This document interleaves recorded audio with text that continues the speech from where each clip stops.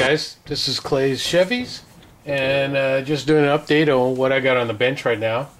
As you can see by the opening title, every once in a while I'm be watching YouTube and get a wild hair up my butt and go overboard.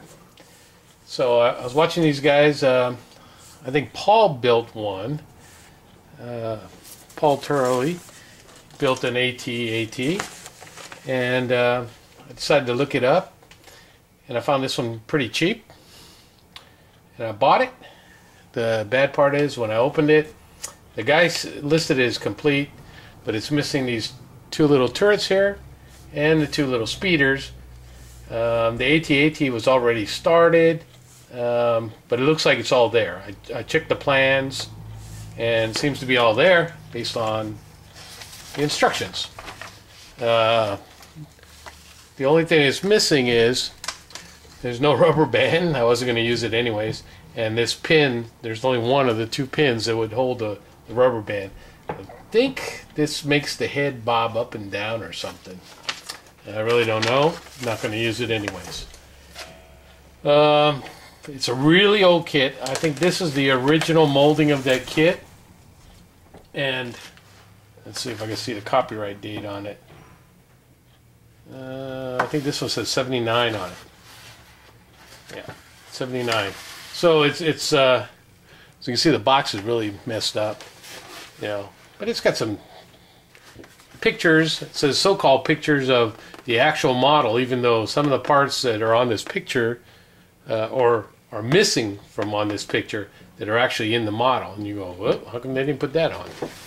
So otherwise, not a bad kit. And this is what it looks like. And I probably should zoom in a little bit. Let me see if I can get it a little tighter. So as you can see, it's got these really bad seams here where it overlaps. It overlaps here and here, and here on this sides and on the front. I had to pry some of this apart to re-glue it. It was glued in backwards, but then start putting the rest together. Some of it doesn't fit real good. It's an MPC kit, so I got to work on it, trying to fill some of the seams. And what I'm using is I saw a video by Nick Ambergy using this plastic struck glue, and what he did was he chopped up sprue and put it in there, and it acts like a liquid filler, and it actually works really good. Thanks for the tip, Nick. And I happen to have that bottle laying around because I was using the Tamiya glue, so I don't know why I had that bottle. It was brand new laying around, so I decided to use it. So it's not a bad kit. You can see it's really dirty and it's scarred up, so I wasn't planning to wash it. You can see all the dirt over here. I don't know if you can with the light, but I wasn't planning to wash it until I finally get it all glued. And as you can see, it's pretty much done. They had this part painted up, and some of the parts on the front, that's all going to be repainted over, so I'm not worried about that. And I'm trying to fill these seams, and then I'll be sanding them down again using Nick's special glue there. So it'll look pretty good, I hope.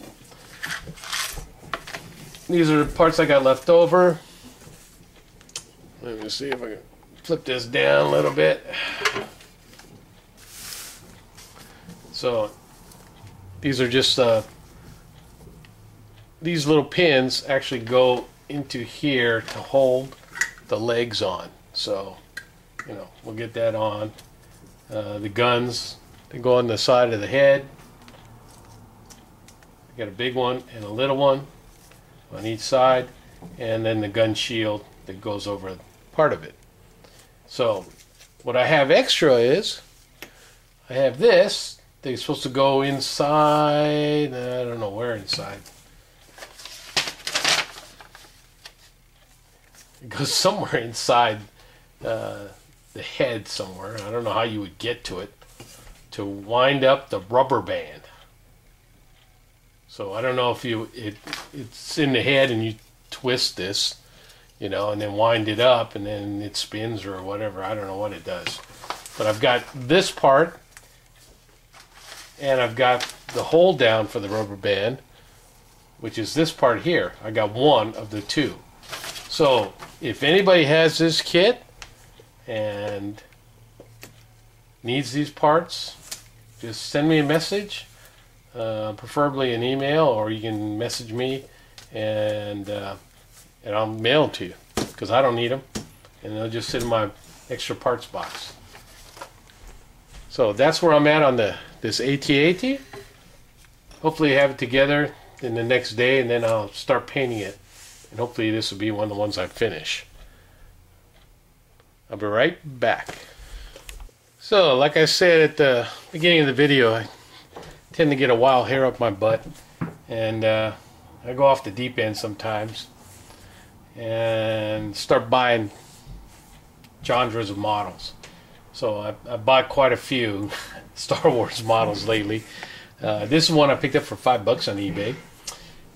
It was already started. Part of it was, it's a snap kit, so it's very simple. It was put together, parts of it.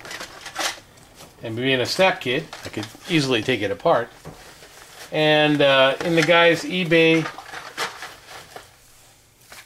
description, he talked about how it was painted, and it was painted badly. And it was. This is the upper hull, and this is the bottom hull.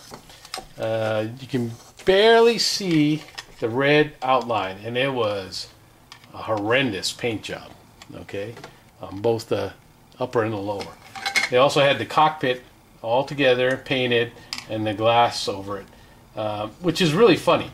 They had this cockpit, the dash with the handle and the seat. They were all painted. This was painted silver, that was painted blue, and the pilot was sitting in the seat, and he was unpainted. So, oh well, paid $5 for it. It's a snap kit. So, as you can see, there's not a whole lot of parts. You know, 2 engines, the legs, the stand, you know, is just not a lot there. And you can see the instructions are very detailed. Steps 1 through 7. And 7 is basically putting the 2 legs on and then hooking it into the stand. Again, you can see there's not a lot of parts here, you know. So, you know, take 5-10 minutes to snap together. Of course, as slow as I work, it'd take me a month to get it painted. So, but that's neither here nor there. Got to put a shout out to my buddy Chris at Classic Plastic 101. He's the man. I watch him a lot. I get a lot of my information from him. I also email him once in a while when I got a question, and he's always willing to help us guys that are either new to the hobby or getting back into the hobby like I am. So I was using this stuff as my purple pond, and it works pretty good. The problem is I'd put a car body in it or something that, you know, I got real cheap or I got free from a friend, and it would take 4 or 5 days if it's sitting in this stuff. And this is a very mild stuff, so, you know, it may irritate you a little bit, but it's not real bad, you know. But it takes forever to strip the paint off. But it worked, okay? And I've used it a lot. Well, Chris was recommending in one of his videos this stuff. And this stuff works great. It's great, Chris. And actually one day it took all that paint off. Boom. Now, it being red, it sort of stained the plastic, and that's just taken for granted. One of the other things I just recently did was I was watching Chris, and I'm glad he did it. He did a video on how he does his openings, and he gave a shout out to this flixpress.com that he uses to make his openings, and they got a bunch of free stuff in there, like Chris says, and it's great. And that's part of what I did to make the opening on my on this video. And going to try to spend some time cleaning up my videos, make them more presentable. And I hope you guys like this. I hope you guys subscribe to me. I don't make that many videos because I really don't have time. I'm going to try to make more. I also got to give a shout out to Dr. Cranky. He had that video where send me an email and you get your free Cranky cards. And, well, you know, Doc and I were laughing about the postage because I'm a mailman, and I didn't think asking for one stamp was enough. But so I sent him two, and he used both of them. So thanks a lot, Doc. Enjoy those cards, and enjoy your work. I may not comment a lot. I may not email people. I may not, you know, write people, you know, but I try to watch as many videos as I can. And you know, especially watching guys like you know, Nick, you know, Nick Amberger, my brother in arms there. He's just unbelievable. Him and Little Joe and Mr. Chicken Grease Garage himself. You know, these guys are unbelievable builders, and I get inspiration from them, even though I don't have the guts to try it. But I learn a lot from, especially Chris. I can't say enough about Classic Plastic and his videos, and how I learned so much from him. And then recently is Nick's Amberger's videos on how he cuts out trunks, how he molds bumpers into the body, you know, how he did this, how he cut the strip railings off, how he did that, you know, he's putting in the aluminum fenders in his cars, and again, he may not know I'm one of the guys hitting the like button or commenting, but I do watch him, and I do learn a lot. So thanks guys, thanks for watching. Please subscribe, leave me any comments you got.